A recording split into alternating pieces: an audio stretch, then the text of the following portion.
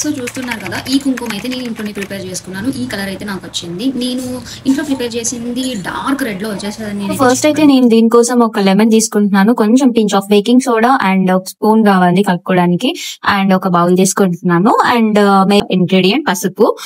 మనం బౌల్ లోని కావాల్సినంత పసుపు అయితే యాడ్ చేసేసుకోండి. మీకు ఎంత చేసుకోవాలనుకుంటే అంత క్వాంటిటీ యాడ్ చేసుకుని ఇక్కడ 4 టేబుల్ స్పూన్స్ యాడ్ చేసుకున్నాను. అండ్ హాఫ్ లెమన్ అయితే యాడ్ చేసుకున్నాను.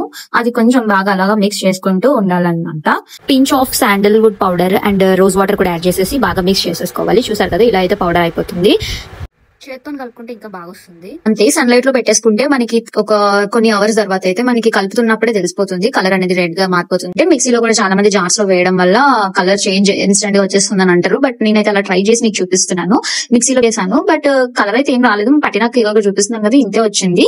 వెంటనే ఇన్స్టెంట్ గా అయితే ఏది రాదు.